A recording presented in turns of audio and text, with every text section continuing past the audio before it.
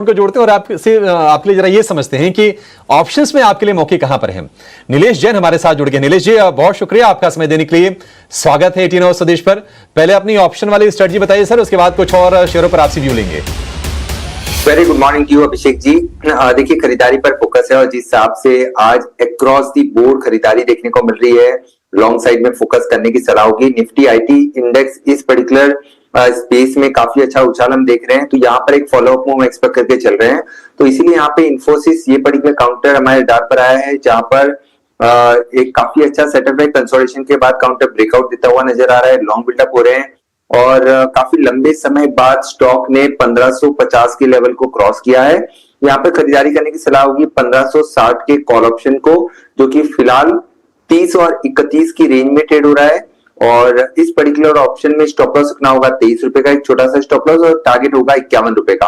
अब यहाँ पर अगर हम इसके लॉट साइज की बात करें तो 400 का लॉट साइज है। In term of rupees approximate risk less than 4000 का है, रिवॉर्ड यहाँ पे 8400 के बनते हुए नजर आ सकते हैं। जिस हिसाब से अक्रॉस ऑल आईटी काउंटर्स हमें एक मोमेंटम देखने को मिल रहा है, तो ये मोमेंटम हम यहाँ से कैरी फॉरवर्ड होता हुआ दिख रहे हैं, तो इन्फोसिस हमारी प्रीफर्ड बेट होगी। बढ़िया है, ठीक है। इन्फोसिस 1550 वाली कॉल खरीदनी है आपको और ये मिल जाएगी 31 से 32 रुपए के भाव पर। लक्ष्य 51 रुपए का, स्टॉप लॉस 23 रुपए का, अधिकतम मुनाफा 8400 का, अधिकतम नुकसान आधे से भी कम 4000 रुपए का। और आज हम देख रहे हैं कि across the board TCS, Infosys, Wipro, HCLTech 2.5 से 3.5% के आसपास की तेजी इन शेयरों में देखिएगी। और उसकी वजह यह है कि चीन और अमेरिका के बीच में कुछ ट्रेड डील हुई है ओवर द वीकेंड, और निश्चित तौर पर अगर चीजें सुधरती यहां से, डीएस्केलेशन होता है टैरिफ को लेकर, ट्रेड को लेकर, तो आईटी कंपनीज उसके बेनिफिशियरी स्वाभाविक तौर पर होंगी। नीलेश जी, कुछ और शेयर जरा आप निकाल के रखिए, 2-3 शेयर आपसे चाहिए। थोड़ा आप लेट जुड़े हैं तो पूरा फायदा उठाया जाएगा आपके इंटेलिजेंस का। लेकिन उसके पहले आपको यह बता दें कि मॉनसून जो है वो 5 दिन पहले, समय से 5 दिन पहले पहुंचने वाला है। 27 मई की तारीख दी है आईएमडी यानी कि इंडियन मेट्रोलॉजिकल डिपार्टमेंट यानी कि मौसम विभाग ने। हमारे सहयोगी विश्व मोहन, जो कि एग्री को, मॉनसून को, कम्युनिटीज को बहुत अच्छे से ट्रैक करते हैं, कुछ अच्छे डिटेल्स लेकर आपके लिए जुड़ गए हैं। विश्व मोहन, निश्चित तौर पर अच्छी खबर, और ये तो बाजार के लिए संजीवनी काम कर रही है आज। मतलब जो बाजार में पंख लगे उसके पीछे बड़ी वजह तो ये भी है। बिल्कुल बिल्कुल अच्छी खबर है, क्योंकि आप जो मानसून सीजन होता है जो 1 जून से 30 सितंबर के बीच होता है, वो 70% इंडिया के टोटल रेन को कंट्रीब्यूट करता है, तो इस वजह से काफ़ी अहम है। और खरीफ सीजन भी काफ़ी अहम होता है, क्योंकि एक खाद्यान्न प्रोडक्शन में सबसे ज़्यादा जो योगदान वाले जितने भी कमोडिटीज़ है, जितने भी एग्री कमोडिटीज़ है, वो उनका प्रोडक्शन इस दौरान ही मानसून सीजन में ही होता है। और हमारी एक बड़ी आबादी इस पर निर्भर भी है। इस बार का जो मानसून का जो अनुमान है, आमतौर पर 1 जून को केरल में जब मानसून की अराइवल होती है, उसके बाद माना जाता है कि मानसून की देश में एंट्री हो चुकी है, और वो इस बार 5 दिन पहले हो रही है, 27 मई को। पिछले साल हमने देखा था मौसम विभाग ने 31 मई का अनुमान लगाया था और 30 मई को मानसून पहुंचा था। मौसम विभाग पिछले 20 सालों से ये अनुमान लगाता कि केरल में मानसून की एंट्री कब होगी। पिछले 20 सालों में सिर्फ एक दफा ही ऐसा हुआ है कि उनके अनुमान से गलत निकला है, यानी 4 दिन का वो एरर लेके चलते हैं, प्लस या माइनस, उसके रेंज में ही वो मानसून की एंट्री होती है। तो इस बार भी यही अनुमान है कि 27 मई में हो सकता है कि 1-2 दिन आगे पीछे हो जाए, लेकिन उसके आसपास ही एंट्री होने की संभावना है। लेकिन उसके बाद के प्रोग्रेस को लेकर वो अभी कुछ नहीं कह रहे हैं। कहने कि उसके बाद केरल के बाद वो जब साउथ की तरफ बढ़ेगा, फिर बाकी हिस्सों में महाराष्ट्र में कैसे बढ़ेगा, इसके प्रोग्रेस की रिपोर्ट हम मई के आखिरी तक आपको दे पाएंगे। लेकिन अभी तक स्थिति यही है कि केरल में समय से 5 दिन पहले मानसून की एंट्री हो रही है। ये एक अच्छी खबर है। बढ़िया है विश्व मोहन, मानसून की एंट्री हो जाए। और वैसे भी हम ग्राफिक्स में पढ़ रहे हैं, आप लोगों से बातचीत जो कर रहे हैं उससे अंदाजा लग रहा है कि नहीं, गर्मी काफी ज्यादा है, गर्मी है, उमस है। तो ना सिर्फ गर्मी उमस से राहत मिलेगी, बल्कि मार्केट के लिए भी ये ऐसी खबरें बहुत अच्छे से काम करती हैं। थैंक यू सो मच विश्व मोहन इस पूरे के पूरे अपडेट के लिए। नीलेश भाई, आपने शेयर खोज लिए अपने, बताइए 2-3 शेयर जहां पर आपका कन्विक्शन है, जहां पैसे बनेंगे अच्छे से। बिल्कुल अभिषेक जी, देखिए आज के दिन में जैसे कि मैंने कहा अक्रॉस दी बोर्ड खरीदारी देखने को मिल रही है। तो यहाँ पे सबसे पहले जो स्टॉक रडार पर आया है वो है एक्सचेंज रिलेटेड काउंटर, जहाँ पे बीएसई ने ऑल टाइम हाई लगाया है। एमसीएक्स एक कैचअप प्ले हो सकता है, यहाँ पर 6200 6300 तक की अवसर हमें देखने को मिल सकती है। 5800 का काफी अच्छा सपोर्ट है जो आज के दिन के लोएस्ट लेवल का है। तो एक मोमेंटम प्ले होगा एमसीएक्स 6200 से 6300 तक का मूव यहाँ देखने को मिल सकता है। वहीं जो दूसरा स्टॉक रडार पर है वो है एशियन पेंट स्टॉक्स में भी ये पर्टिकुलर स्टॉक है जहां पे गिरावट के बाद काउंटर ने एक काफी अच्छा रिबाउंड पिछले ट्रेडिंग सेशन में दिया था। एक फॉलोअप मूव हम यहाँ पे देख रहे हैं, तो एशियन पेंट को रडार पे रख के चलने की सलाह होगी। यहाँ पर 2420 तक की अपसाइड हमें देखने को मिल सकती है। 2325 के स्टॉप लॉस से एशियन पेंट को भी लॉन्ग करके चल सकते हैं। स्लरी में एमसीएक्स पर एक फोकस है और साथ ही पेंट स्टॉक्स में एशियन पेंट्स भी इस वक्त एट डे हाई करीब 3% की तेजी पर 2357 के लेवल्स पर ये स्टॉक का ट्रेड करता हुआ। इस बीच लाइफ इंश्योरेंस प्लेस पर भी एक नजर होनी चाहिए। एचडीएफसी लाइफ के स्टॉक प्राइस को एक बार पुल अप कीजिए, यहाँ पर करीब 3.25% तक की मजबूती देखने को मिल रही है और साथ ही एसबीआई लाइफ इंश्योरेंस पर भी अगर नजर डालेंगे 3% की तेजी के साथ ये स्टॉक भी ट्रेड करते हुए। Nilesh, good morning. अच्छा खासा एक्शन हम देख रहे हैं मजबूती के साथ एचडीएफसी लाइफ, एसबीआई लाइफ में।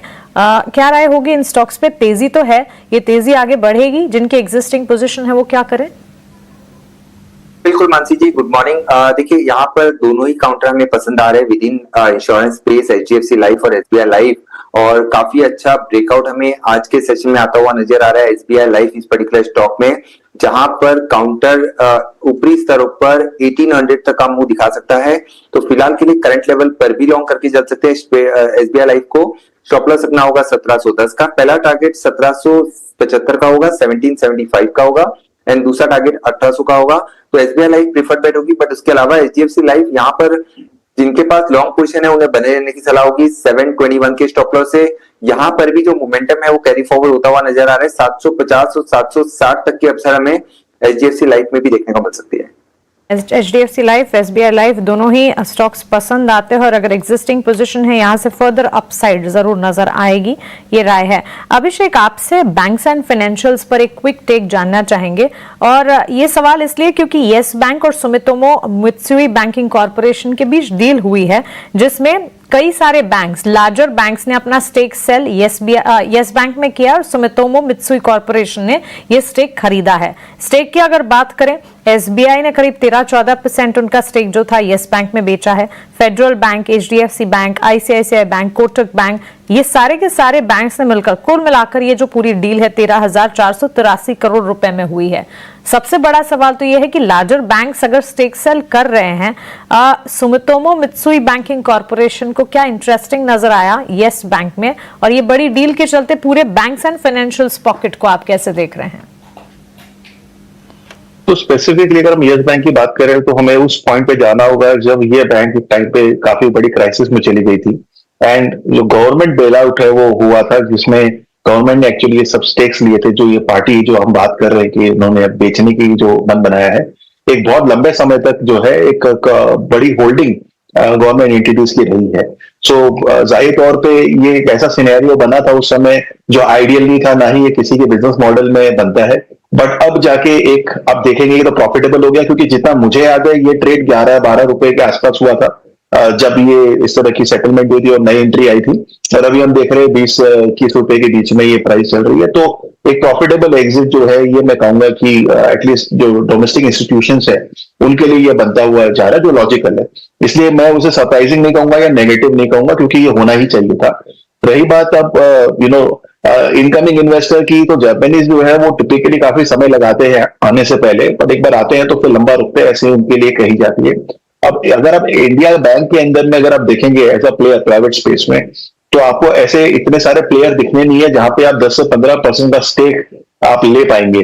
सो भले ही वो एक थोड़े केस में फंड रेजिंग के पॉइंट ऑफ व्यू से थोड़ा डाइल्यूट करते हैं QIP में, बट अदरवाइज किसी को ओनरशिप जो है वो हम कहीं भी नहीं देख रहे कभी भी चेंज होते हुए। बल्कि लास्ट 10 साल में मैंने अभी तक नहीं देखा है कि कौन से बैंक के प्रमोटर ने एग्जिट लेके किसी और को दे दिया है। एंड लार्जली तो ये अगर आप देखेंगे तो इंस्टीट्यूशन कंट्रोल्ड ही होता है। सो वहां पे एक इंस्टीट्यूशन से दूसरे इंस्टीट्यूशन में जाना, ये हमने एक देखा है। ओवरऑल मुझे लग रहा है येस बैंक के लिए ये पॉजिटिव ही रहेगा, क्योंकि आप एक बहुत बड़े इन्वेस्टर को आते हुए देख रहे हैं, बड़े बड़े बैंक को आते हुए देख रहे हैं, जिसकी एक ग्लोबल प्रेजेंस भी बहुत बड़ी है। और हमें दिख रहा है कि यहां से अब जो है एटलीस्ट बुक के जो येस बैंक की बनेगी उससे काफी फायर पावर मिलेगा आगे जाके अपनी लैंडिंग करने में। सो ओवरऑल मुझे लग रहा है as far as Yes Bank is concern एक पॉजिटिव डील मानी जाएगी। एंड रही बात ओवरऑल स्पेस की, जहां पे अगर हम दूसरे बैंक्स को अगर हम देखें प्राइवेट स्पेस में, सो अगेन यहाँ पे ये सारी जो चीजें हैं, अगर हम बात कर रहे हैं कि मार्केट अगर ऑल टाइम हाई की तरफ जाना है, तो वहां पे 20 से 30% की जो प्रेजेंस है फाइनेंशियल कंपनीज की इंडेक्स में, उसके तहत एक इनफ्लो जो है फंड मैनेजर्स का वो आता ही है।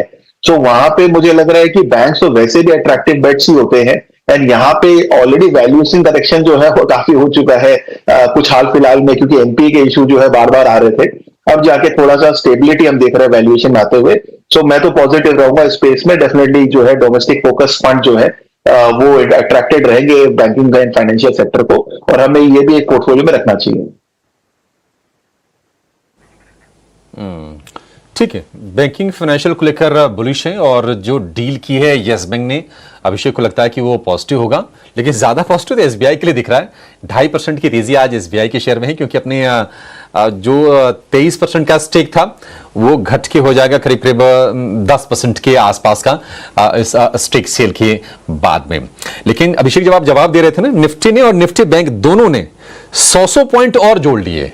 निफ्टी की जो तेजी हो गई है 700 अंकों की हो गई है, और निफ्टी बैंक की बात करें तो अब जो तेजी है वो 1650 अंकों के आसपास की है। तो जबरदस्त सत्र आज का है, और ये एफर्ट जो है ना, ये कह सकते हैं कि कोऑर्डिनेटेड एफर्ट है। चारों तरफ से अच्छी खबरें आई हैं और बाजार के मूड को आज पूरी तरह से हरा कर रही है।